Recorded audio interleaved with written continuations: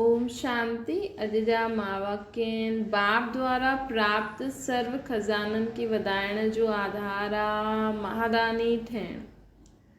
23/4/77 जा वाक्य आहिनि। बाप दादा सभी ॿारनि खे सभु खज़ाननि सां संपन्न स्वरूप में ॾिसनि था। बाप दादा सभी ॿारनि खे सभु खज़ाननि सां संपन्न स्वरूप में ॾिसनि था। हिकु ही सर्व अधिकार ॾियण वारो, हिकु ही समय सभिनि खे समान अधिकार ॾींदा आहिनि। हिकु ही सर्व अधिकार ॾियण वारो, हिकु ही समय सभी खे समान अधिकार ॾींदा आहिनि, अलॻि न ॾींदा आहिनि। बाप दादा ॿारनि खे सभु खज़ाननि सां संपन्न स्वरूप में ॾिसनि था। ऐं हिकु ही बाप सभिनि खे हिकु जहिड़ो खज़ानो ॾींदो आहे।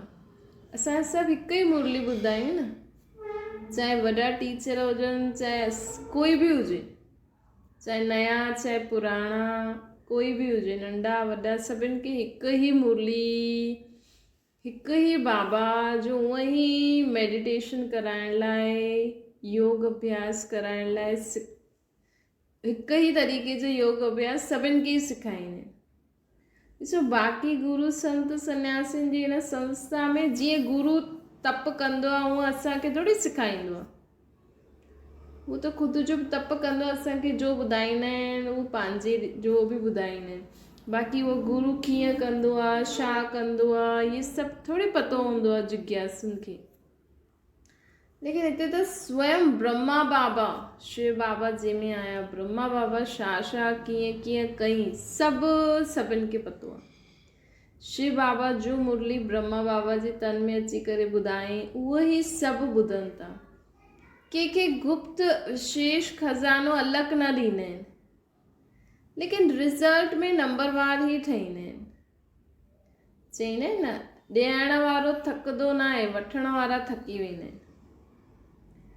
त बाबा त ॾींदा आहिनि सभिनि खे, लेकिन वठण वारा थकी पईंदा आहिनि। सर्व खज़ाननि जे अधिकार हूंदे हुए बि ॾियण वारो सागर ऐं संपन्न हूंदे हुए बि नंबरवार छो ठाहींदा आहिनि? छा कारण ठाहींदो आहे? समान समाइण जी शक्ति पंहिंजी परसेंटेज में आहे। बाबा जी शक्तियुनि खे, गुणनि खे समाइण जी शक्ति परसेंटेज में आहे। हिन कारण सभी 100% न ठही पाईंदा आहिनि, अर्थात सर्व बाप समान न ठही पाईंदा आहिनि।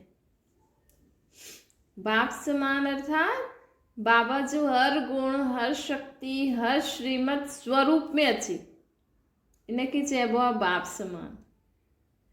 त बाबा चवनि था कि धारण न करे सघंदा आहिनि। संकल्प सभिनि जो हूंदो आहे, लेकिन स्वरूप में न लाए सघंदा आहिनि न। संकल्प सभिनि जो आहे, लेकिन कोई कहिड़ी बाबा जी श्रीमत खे धारण करे सघंदो आहे, कोई कहिड़ी।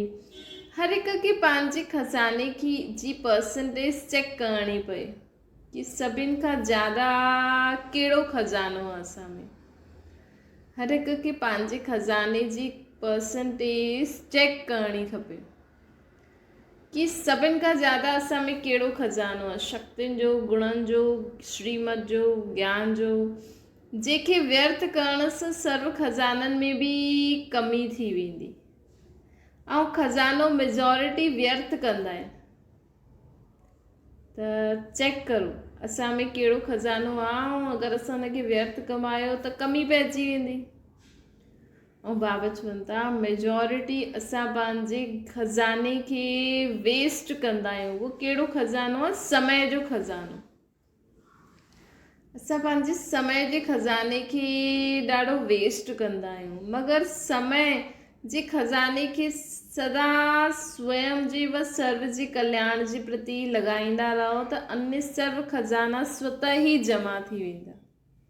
कॾहिं बि असांखे फालतू कुझु न सोचणो आहे, फालतू कुझु न ॻाल्हाइणो आहे, फालतू कुझु बि न ॾिसणो आहे, फालतू कुझु न करिणो आहे। सुबुह खां राति ताईं सुम्हंदे हुए बि मां बाबा जी यादि में सुम्ही पई आहियां।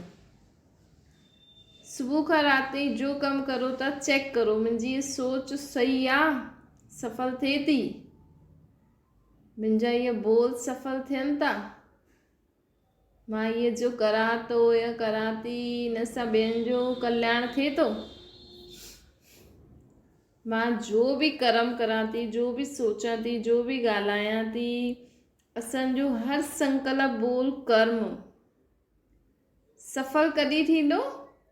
जॾहिं असां इहो ध्यानु रखंदासीं कि मुंहिंजो हिकु सेकेंड बि वेस्ट न वञे।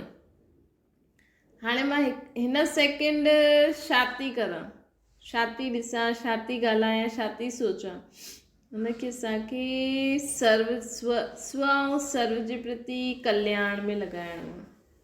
त अन्य खज़ाना स्वतः ई जमा थी वेंदा। संकल्प जे खज़ाने में सदा कल्याणकारी भावना जे आधार ते हुजे।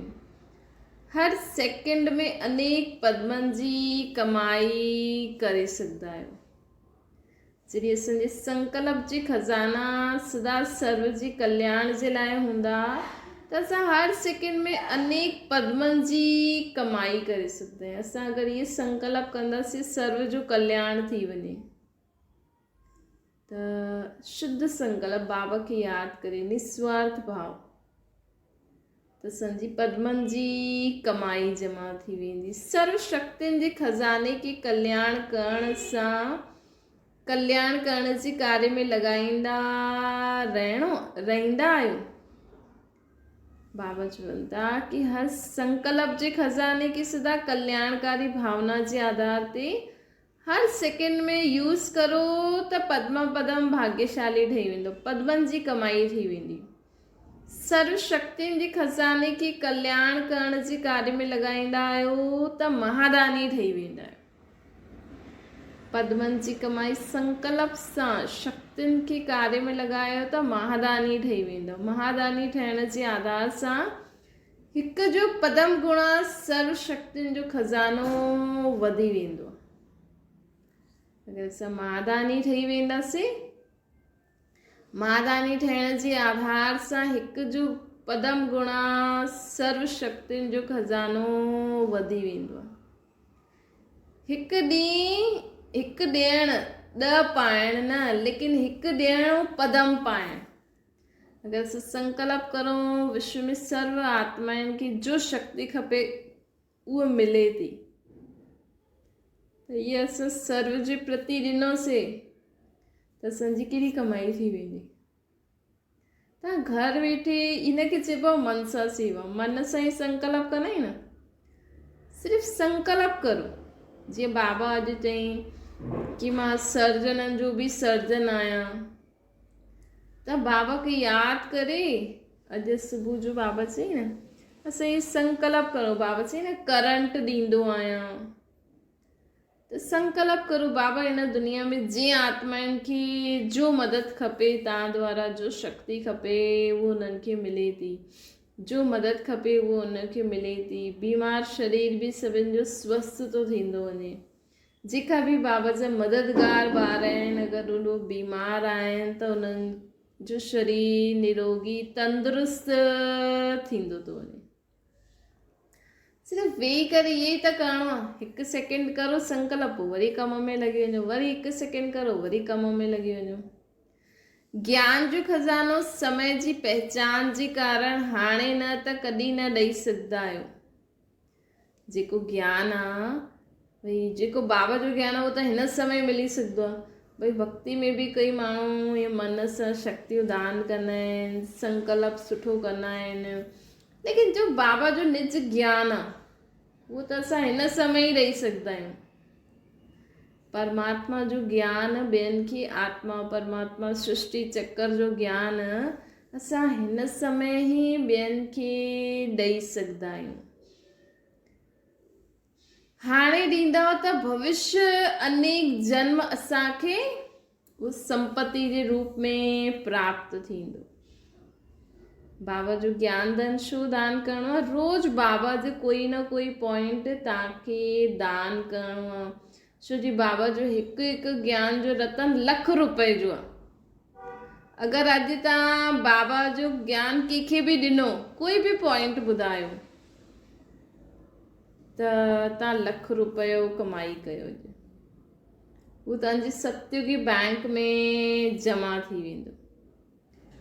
तॾहिं असां अनेक जन्म ये प्राप्त कंदासीं।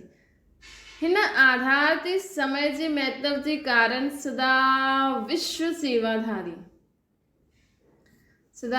सेवाधारी ठहिण सां सेवा जो प्रत्यक्ष फल ख़ुशी जो खज़ानो अखुट ठही वेंदो आहे। ऐं बाबा जो ज्ञान जेतिरो तव्हां दान कंदा न ओतिरो तव्हांखे न ख़ुशी वधंदी आहे। ऐं इहे अहिड़ो खज़ानो आहे जो कॾहिं खुटंदो ई न आहे। असां जेतिरो ॿियनि खे ॾींदासीं न ओतिरो असां अनुभवी थींदा वेंदासीं। श्वास जो खज़ानो, समय जे महत्व प्रमाण, हिकु जो पदम गुणा या ठहिण जे वरदान जो समय सम्झण सां अर्थात कर्म ऐं फल जी गुह्य गति सम्झण सां बाबा चवनि था श्वास जो खज़ानो बि हूंदो आहे न। अगरि असां समय जे महत्व खे ॼाणे करे हिकु जो पदम गुणा या ठहिण जे वरदान जो समय सम्झण सां कि समय कहिड़ो हले थो, अर्थात कर्म और फल जी गुह्य गति के सम्झण सां व्यर्थ श्वासन के सफल ठाहिण जी सदा स्मृति रहण सां श्रेष्ठ कर्मनि जो खातो व श्रेष्ठ कर्मनि जो सूक्ष्म संस्कार रूप में ठहियल उहो खज़ानो स्वतः ही भरिजंदो वेंदो आहे। अगरि असां सोचूं समय कहिड़ो आहे, हिन समय प्रमाण असांखे कीअं कर्म करणो खपे, हिन समय प्रमाण असांखे कीअं कर्म करणो आहे, अगरि असां इहे सदा यादि रखंदासीं, स्मृति रखंदासीं, श्रेष्ठ कर्म कंदासीं, श्रेष्ठ कर्म करण जो सूक्ष्म संस्कार असां में ठही वञे, असांखे सोचणो न पए, असांजो संस्कार ई ठही वञे कि असां सदा ई सुठा ई कर्म करूं, त ऑटोमेटिकली खज़ाना जमा थींदा वेंदा आहिनि। त सर्व खज़ाननि जी जमा जो आधार समय जे श्रेष्ठ खज़ाने खे सफल करो। सर्व खज़ाननि जी जमा जो आधार, सर्व खज़ाना कीअं जमा कंदासीं? समय जे श्रेष्ठ खज़ाने खे सफल करो। त सदा सर्व सफलता मुहूर्त ठही वेंदो। लेकिन कंदा छा आहियो? अलबेलो पन कंदा आहियो, अर्थात करण जे समय कंदे हुए बि हुन समय खे ॼाणंदा न आहियो कि करूं था, पुठियां पोइ पश्चाताप कंदा आहियो। लेकिन पोइ वरी अची करे माण्हू पश्चाताप कंदा आहिनि कि अरे मां छा कयो। हिन कारण डबल ट्रिपल समय हिकु ॻाल्हि में गवाए ॾींदा आहियो।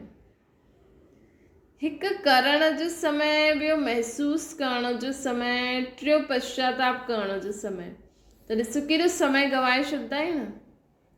हिकु त असां करणु कयो तॾहिं गवायो, पोइ महसूसु कयो पोइ गवायो, पोइ पश्चाताप कयो पोइ गवायो, चौथो पोइ हुनखे चेक करण खां पोइ चेंज करण में समय गवायो। त हिकु नंढी सी ॻाल्हि में एतिरो समय व्यर्थ करे छॾंदा आहियो ऐं पोइ बार बार पश्चाताप करण जे कारण कर्मनि जो फल संस्कार में पश्चाताप जो संस्कार ठही वेंदो आहे। इन करे या त पहिरें चेक करो, या अगरि ग़लती थी बि वई त बाबा खे ॿुधाए करे बसि हुनजो पश्चाताप न करो, पश्चाताप न करणो खपे। थियो ठीकु आहे, न त उहो पश्चाताप करण जो संस्कार थी वेंदो असांजो, जेके साधारण भाषा में मुंहिंजी आदत व मुंहिंजी नेचर चई ॾींदा आहियूं। नेचुरल नेचर ब्रह्मणनि जी सदा प्राप्ति जी आहे। नेचुरल नेचर असां ब्रह्मणनि जी सदा प्राप्ति जी आहे, अर्थात ब्रह्मणनि जे आदि अनादि संस्कार विजय जा आहिनि। त असांजा आदि ऐं अनादि संस्कार विजय जा आहिनि, प्राप्ति जा आहिनि। पश्चाताप जा संस्कार ब्रह्मणनि जा न आहिनि।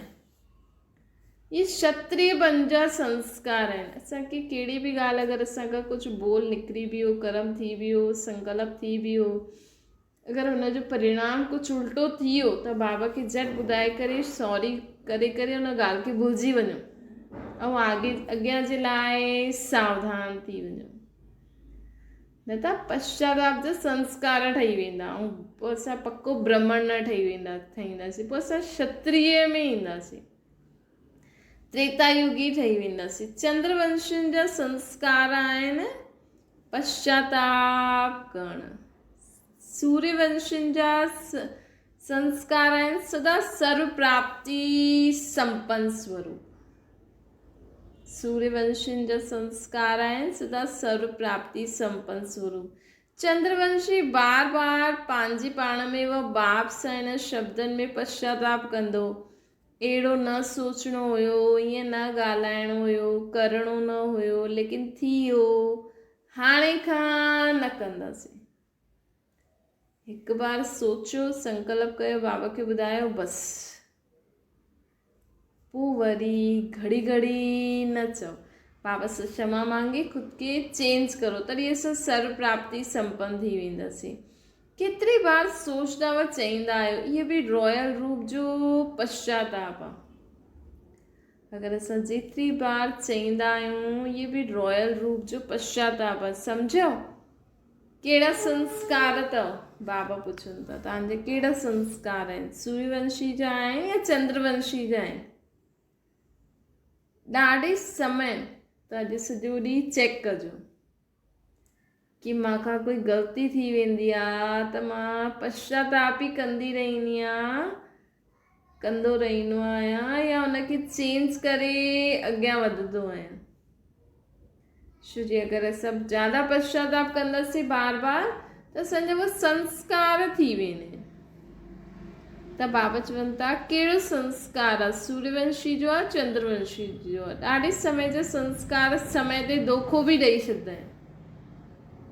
ॾाढे समय जा संस्कार समय ते धोखो बि ॾेई ॾींदा आहिनि। त पहिरियों स्वयं खे स्वयं जे धोखे सां बचायो।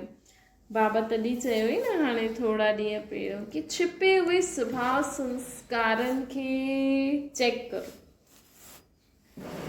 छिपे हुए स्वभाव संस्कारनि खे चेक करे उन्हनि खे महसूस करे बाबा जी यादि में ख़तमु करे छॾो। न त इहे समय ते आहे न कोई छिपल हुआ संस्कार, कोई न कोई छिपल हुआ संस्कार असांखे समय ते धोखो ॾींदो आहे। हिन करे ख़ुदि ई जाचो, माया जे अनेक प्रकार जे धोखे सां बची वेंदो। दुख जे अंश मात्र जी महसूसता सां सदा बची वेंदो। अगरि हाणे चेक करे ख़तमु कयो त दुख जे अंश मात्र जी महसूसता सां सदा बची वेंदो। लेकिन सर्व जो आधार आहे समय खे असांखे व्यर्थ न गवाइणो। सर्व जो आधार छा आहे? समय खे असांखे व्यर्थ न गवाइणो। असांखे ये असांखे चेक करिणो आहे, हर सेकेंड जो लाभ उठायो, समय जे वरदाननि खे स्वयं प्रति सर्व जे प्रति कार्य में लॻायो। बाबा चवनि था कि असांखे समय जा समय जो जेको वरदान मिलियल आहे, समय जे वरदाननि खे स्वयं प्रति व अन्य प्रति कार्य में लॻायो। हर सेकेंड जो लाभ उठायो, कोई बि सेकेंड असांजो वेस्ट न वञे। हर सेकेंड असांजो शुभ संकल्प हुजणो खपे। हर सेकेंड असांजो शुभ संकल्प हुजणो खपे। शुभ बोल, शुभ कर्म जमा करो। बाबा चवनि था जमा करो। अच्छा, अहिड़ा सर्व खजाननि से संपन्न, व्यर्थ के समर्थ ठाहिण वारा, अहिड़ा सर्व खजाननि सां संपन्न, सर्व खजाननि सां संपन्न महात्मा व्यर्थ के समर्थ ठाहिण वारा सदा प्राप्ति स्वरूप, हर सेकेंड ऐं संकल्प में पद्मापति थियण वारा, हर सेकेंड ऐं संकल्प में मां पद्मापति थियण वारी आत्मा आहियां। अहिड़ा अखुट खज़ाने जा अधिकारी आत्माउनि खे बाप दादा जो यादि प्यार ऐं नमस्ते। असांजी बि बाप दादा खे यादि प्यार ऐं नमस्ते। अच्छा, हाणे बाबा पार्टियुनि सां ॻाल्हाइनि था। बाबा चवनि था सूर्यवंशी संस्कार आहे न, बार बार हिकु भूल करण सां उहो संस्कार पक्का थी वेंदा आहिनि। कल्ह बि बाबा चई न, सूर्यवंशी अर्थात हिकु रस स्थिति वारो। तॾहिं बाबा हाणे सूर्यवंशी घरानो स्थापना करनि था, है न। सूर्यवंशी अर्थात हिकु रस स्थिति वारो। सूर्य उदय थींदो आहे ऐं वेंदो आहे। सूर्य जी कलायूं घटि न थींदियूं आहिनि। त असांखे बि बाबा प्रश्न पुछनि, सूर्यवंशी संस्कार आहे? बार बार हिकु ई भूल करण सां संस्कार पक्का थी वेंदा आहिनि। बाबा चवनि था त सूर्यवंशी अर्थात सूर्य समान मास्टर सूर्य पंहिंजी शक्तियुनि जी किरणों द्वारा कहिड़े बि प्रकार जो किचिड़ो अर्थात कमी व कमज़ोरी आहे त सूर्य जो कमु छा आहे? सेकेंड में किचिड़े खे भस्म करणु। त असांखे अगरि सूर्यवंशी ठाहिणो आहे त हाणे समय एतिरी शक्ति हुजणी खपे कि असां संकल्प करूं, सेकेंड में किचिड़ो भस्म, अहिड़ो भस्म करे ॾियणो आहे जो नाम रूप रंग सदा जे लाइ समाप्त थी वञे। जिस शरीर खे अग्नि द्वारा जलाईंदा आहियूं न, त सदा जे लाइ नाम रूप रंग सभु समाप्त थी वेंदो आहे। त भस्म करणु अर्थात भस्म ठाहे ॾियणु, मतिलबु उहो भस्म थींदी आहे न, जो राख बचंदी आहे, राख खे भस्म बि चइबो आहे न। त सूर्यवंशियुनि जो कर्तव्य ई छा आहे? सर्व कमी कमज़ोरियुनि स्वयं जो बि ऐं दुनिया मां बि सर्व कमज़ोरी विकार बुराइनि खे भस्म करे ॾियणु। न सिर्फ़ु पंहिंजी लेकिन ॿियनि जी कमज़ोरियुनि खे बि भस्म करे ॾियणु। एतिरी शक्ति आहे? बाबा पुछनि था। सूर्य जी शक्ति सां ॿियो कोई शक्तिवान आहे छा? हिन सृष्टि ते ई ॾिसो, जेतिरो सूर्य गरम आहे, सूर्य जेकी अग्नि में हुन में हूंदी आहे, उन खां जास्ती त कोई शक्तिवान न आहे। चंद्रमा जे मथां सूर्य आहे, सूर्य जी त किरणियूं सभु वठी करे ॾियनि था न। सूर्य जे मथां ॿियो कोई आहे? चंद्रमा में भस्म करण जी शक्ति न आहे, लेकिन सूर्य में भस्म करण जी शक्ति आहे। इन करे बाबा चईंदा आहिनि, अगरि पंहिंजी स्वभाव संस्कारनि खे अगरि तव्हांखे भस्म करणो न, त निराकार रूप में ज्योतिर्बिंदु खे यादि करो, संकल्प करो कि मां बाबा खे यादि थी करां, इन सां मुंहिंजो इहो स्वभाव संस्कार भस्म थो थींदो वञे। पोइ न एकाग्रता शक्ति द्वारा खुद की आत्मा समझी बाबा सूर्य खे यादि करो। त बाबा में निराकार परमात्मा की यादि करण से असांजी आत्मा पावन थींदी आहे। त बाबा चवनि था मास्टर सूर्य आयो, मास्टर सूर्य हुजे आयो कि चंद्रमा आयो। चंद्रमा में भस्म करण जी शक्ति न हूंदी आहे, उहो शीतलता ॾींदो आहे।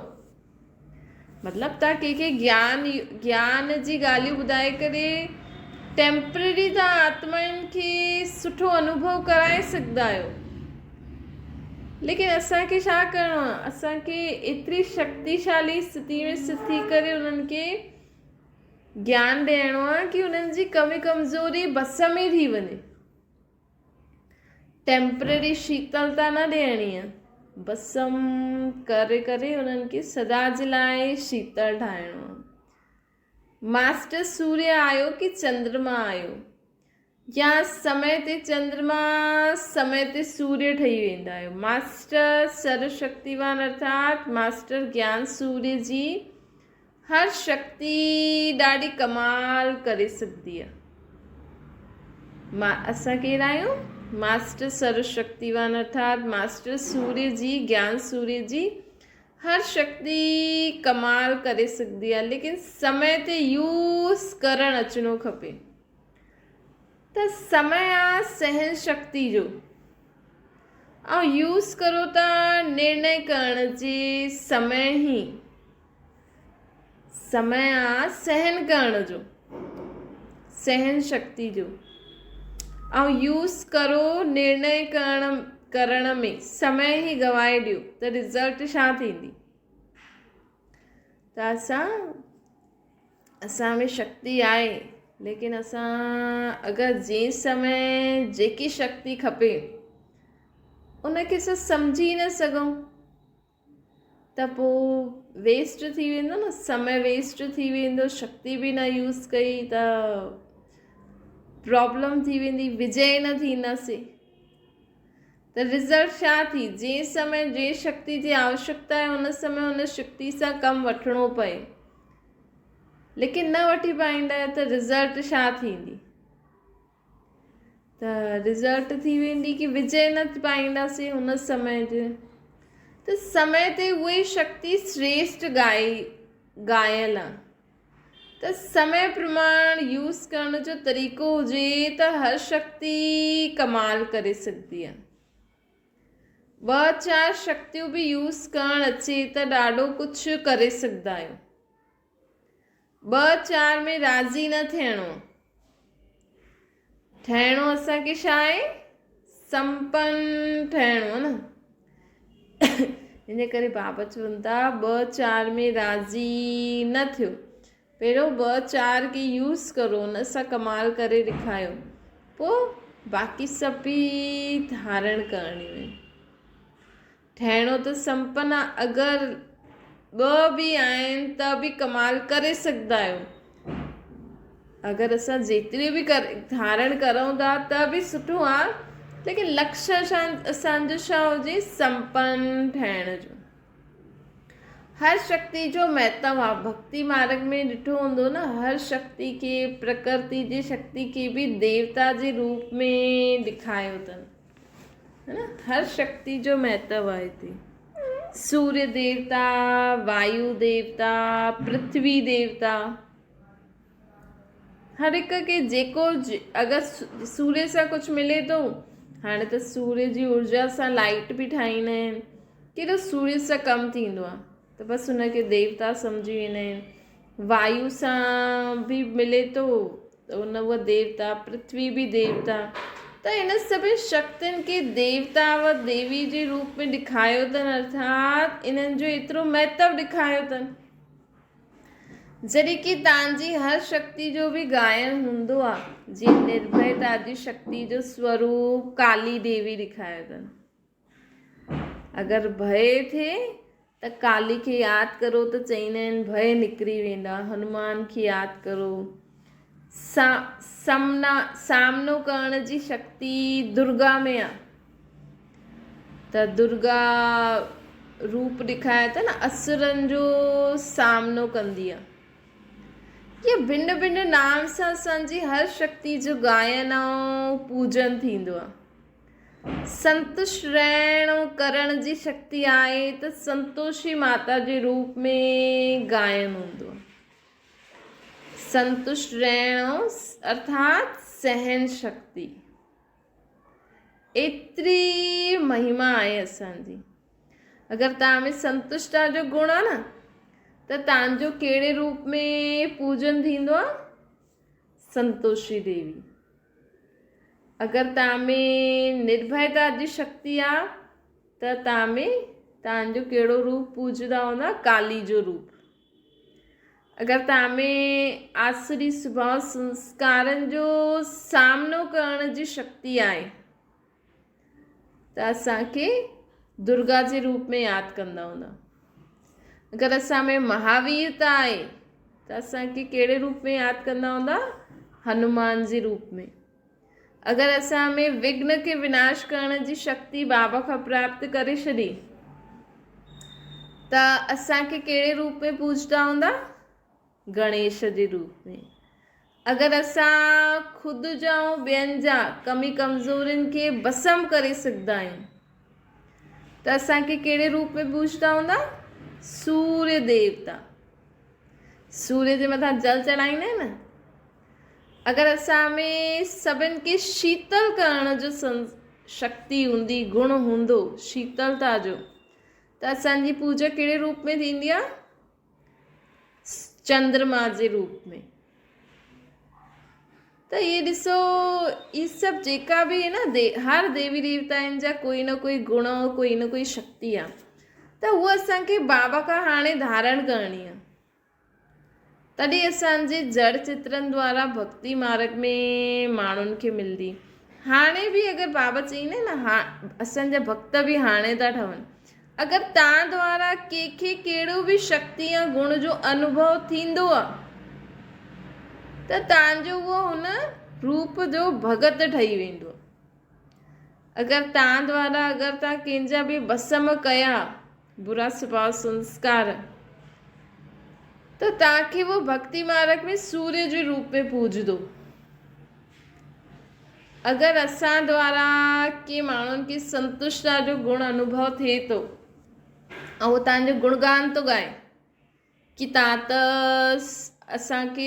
त सदा संतुष्ट रहंदा आहियो, असांखे ॾाढो सुठो लॻंदो आहे, मां बि तव्हां खां सिखी आहियां, हर ॻाल्हि में संतुष्ट कीअं रहणो आहे, सहन कीअं करिणो आहे, त इहे तव्हांजा अगरि गुणगान ॻाए थो न त सम्झो उहो तव्हांजो भगत आहे, तव्हांजी संतोषी देवी जे रूप में तव्हांखे भक्ति मार्ग में पूजदो।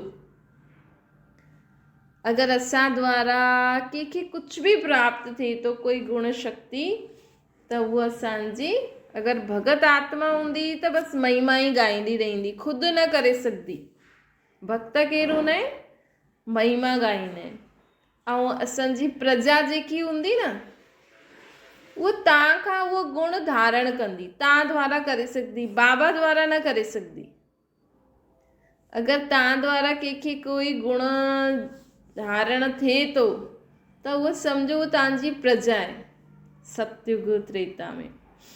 त बाबा चवनि त ॾिसो केॾो असांखे बाबा ऊंचो ज्ञान ॾिए थो ऐं असांजी बुद्धि केॾी सुठी आहे कि असां बाबा जे हिन ज्ञान खे सम्झी करे जीवन में धारण करे हली था सघूं। वायु समान हल्को ठहिण जी अथवा डबल लाइट ठहिण जी शक्ति तव्हां में आहे त तव्हांजो पूजन वायु देवता जे रूप में थिए थो। अगरि तव्हां में कहिड़ो गुण आहे? वायु समान सदा हल्का। अगरि वायु समान सदा हल्का रहंदा आहियो, डबल लाइट रहंदा आहियो, त तव्हांखे माण्हू कहिड़े रूप में पूजदा?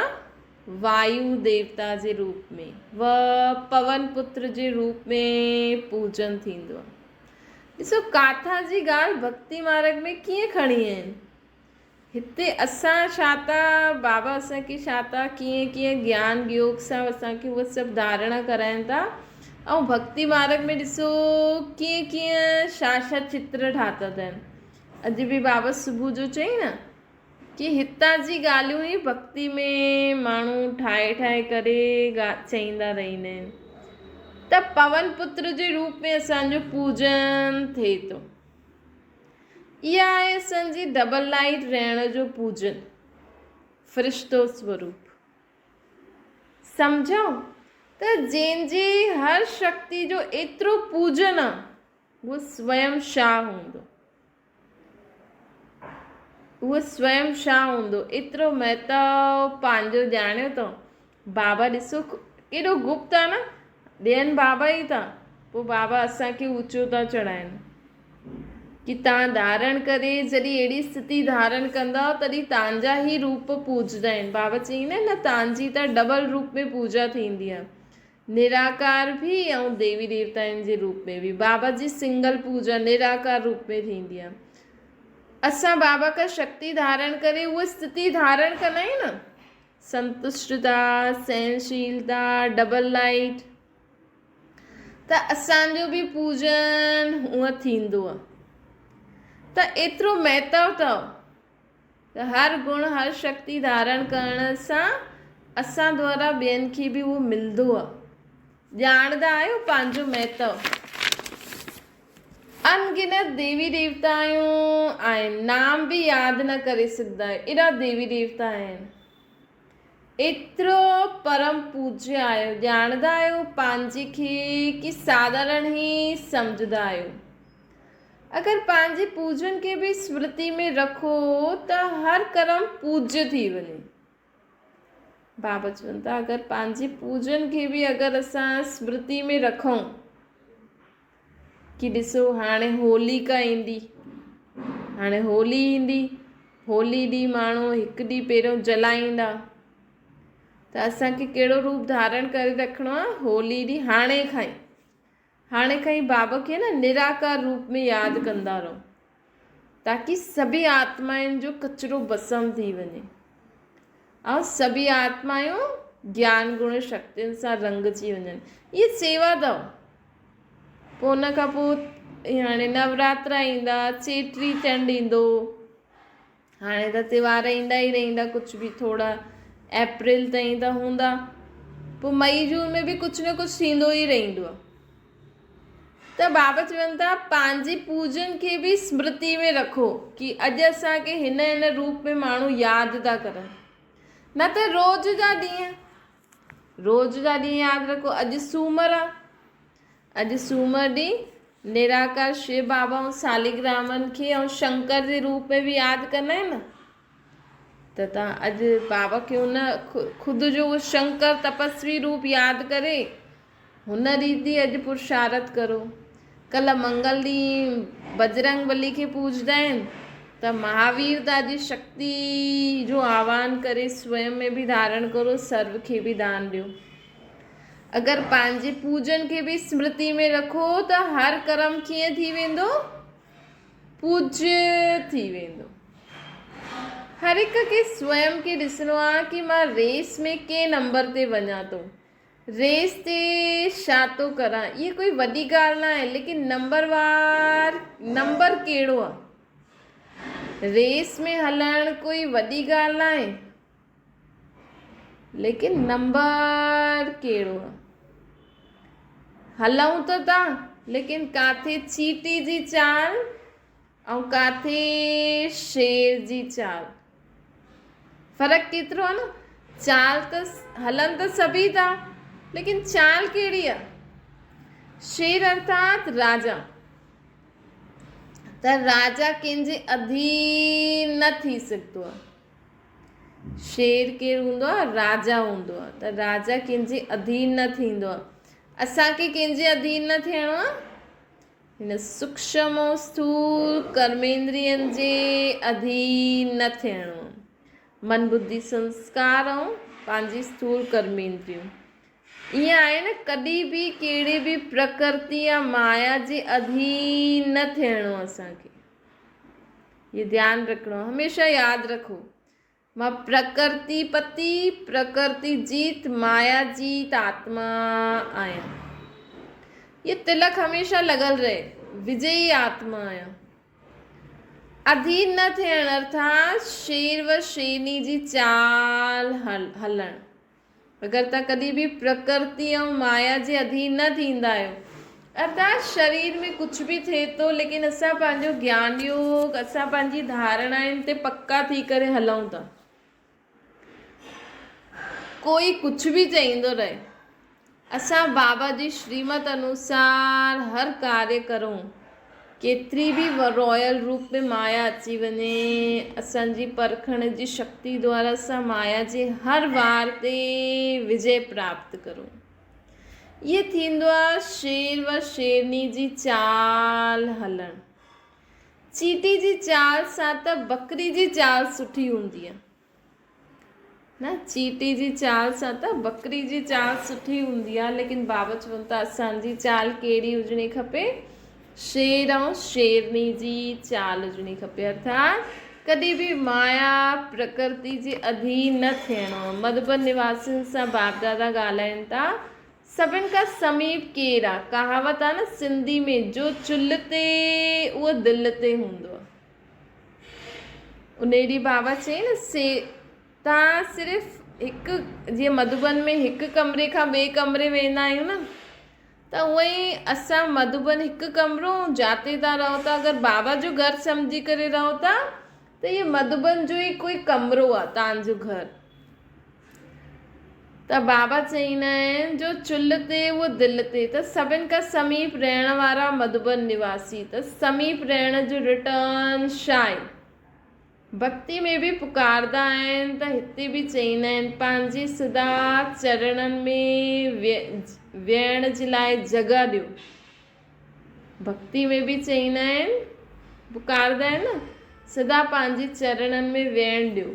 उहो त भक्त आहिनि, लेकिन ज्ञानी तू आत्मा सदा दिलि में रहंदी आहे। बाबा जी ज्ञानी तू आत्मा सदा दिलि में रहंदी आहे। त अहिड़ो समीप रहण वारा जीअं सभु स्थाननि सां समीप आहियो, वैसे स्थिति में भी सदा समीप रहो। बाबा चवनि था जीअं स्थान में समीप आहियो त स्थिति में भी समीप रहो।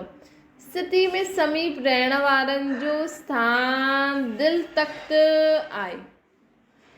जो स्थिति में समान रहंदा आहिनि न बाबा जी, उन्हनि जो स्थान, रहण जो स्थान कहिड़ो आहे?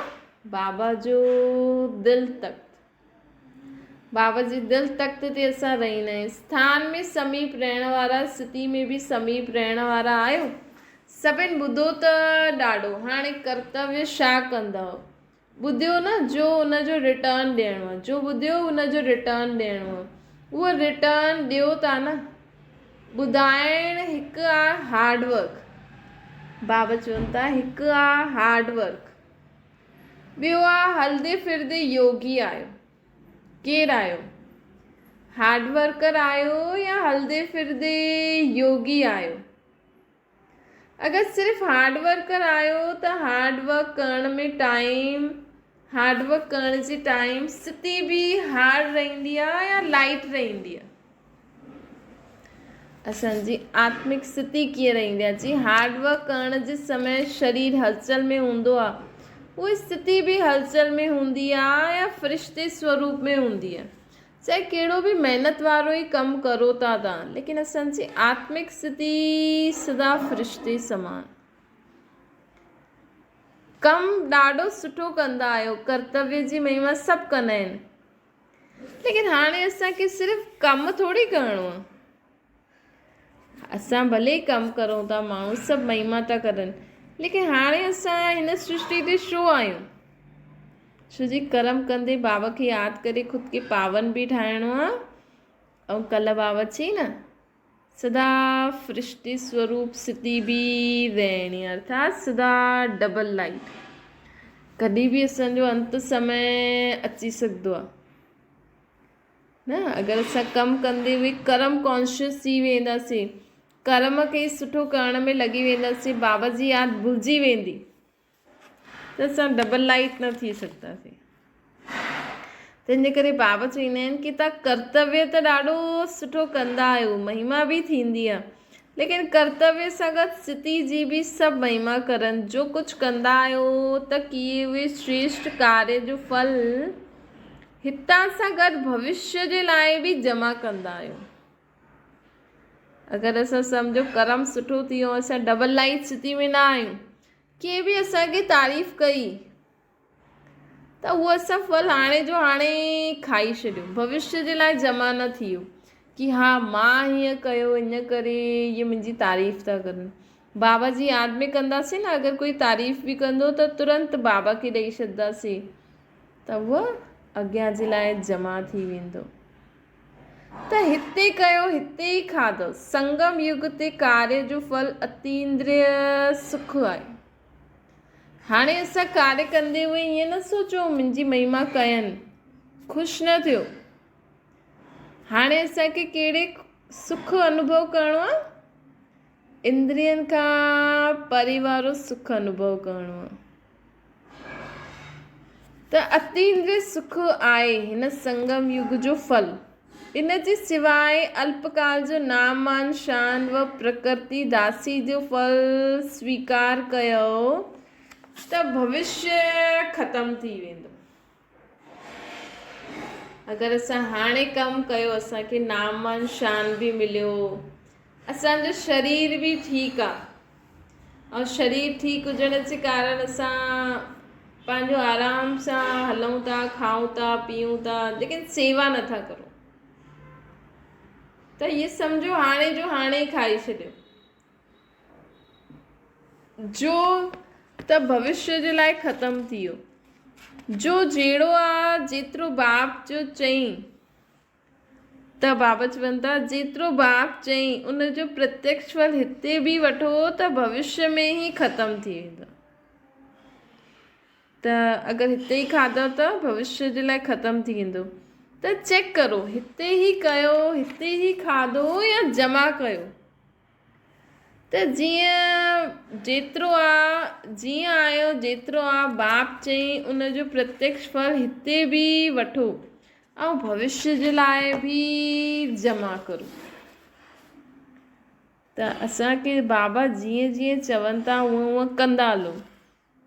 कर्म जो फल सुठो अचे थो, बुरो सभु बाबा खे ॾेई करे असांखे बाबा जी यादि में कर्म कंदा ई हलो। हीअं न हा भई असांजी तारीफ़ थी हुई त असां ॾाढो ख़ुशि थी वियासीं, सभु बाबा ई था कराइनि।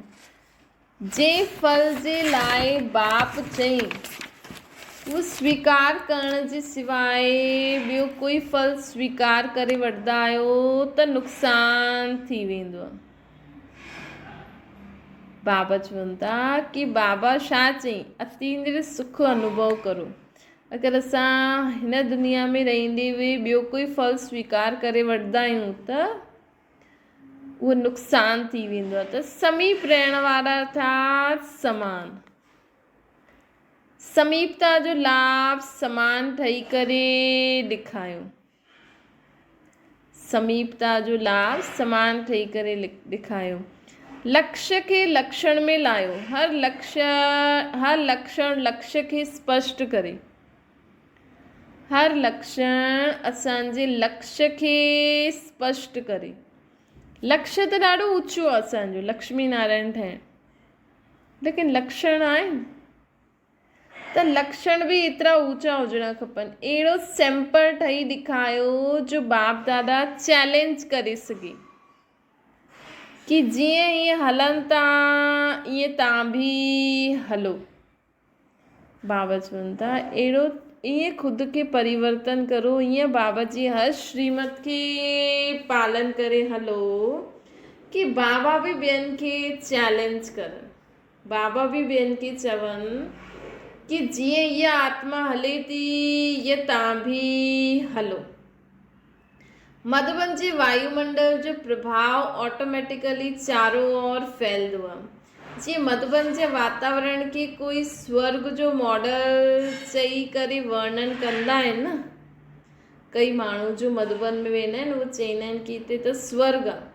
उहो ही ब्राह्मण परिवार में चारों ओर मधुबन जो वातावरण बाप समान हलदे फिरदे योगीपन जो फैलायो। हाणे असांखे इहो अभ्यास करो कि असां सदा ही हल्का रहो जीवन में, अर्थात मन में सदा ही बाबा जी याद, बुद्धि बाबा सां गॾु। कॾहिं बि शो छा कीअं कॾहिं हिन प्रश्ननि जा चक्कर में बुद्धि खे न फसायो। तॾहिं असां हल्का रही करे फ़रिश्ते समान थी करे सदा चारों ओर लाइट वाइट फैलाईंदासीं, वायुमंडल फैलंदो वेंदो। त मधुबन निवासियुनि जो सिर्फ़ु कर्तव्य न आहे कि पंहिंजे पाण में ही ठीकु हलो, पंहिंजो कर्तव्य आहे चारों ओर मधुबन जे वातावरण वाइब्रेशन द्वारा सर्व खे सहयोग ॾियणो आहे असांखे। जीअं चांस डबल ट्रिपल आहे न, मधुबन वारनि खे चांस ॾाढो सुठो आहे त कर्तव्य बि डबल हुजणो खपे। मधुबन निवासियुनि जो हर संकल्प कर्म वरदान योग्य हुजणो खपे। असांजो हर संकल्प कर्म वरदान योग्य हुजणो खपे। ॾिसो केॾो ऊचो बाबा असांखे ज़िमेवारी केॾी ऊचो पद ॾियनि था कि तव्हांजे हर संकल्प हर कर्म सां माण्हुनि खे वरदान मिली वेंदो अगरि शुद्ध कंदव त। बाबा असांखे एॾी शक्ति ॾियनि था कि असां कंहिंजे लाइ बि शुद्ध संकल्प करूं, सर्व जो कल्याण थिए। कंहिंजे लाइ बि असां कल्याणकारी कर्म करूं त उन्हनि जो कल्याण थी वेंदो। छो जी मधुबन आहे वरदान भूमि। आखिर उहो ॾींहुं बि ईंदो जो सभिनि जे मुख सां इहे शब्द निकिरंदो कि मधुबन निवासी हर संकल्प ऐं हर कर्म में वरदानी आहिनि, संगठित रूप में आहिनि। मधुबन निवासी हर संकल्प हर कर्म में वरदानी आहिनि ऐं संगठित रूप में आहिनि।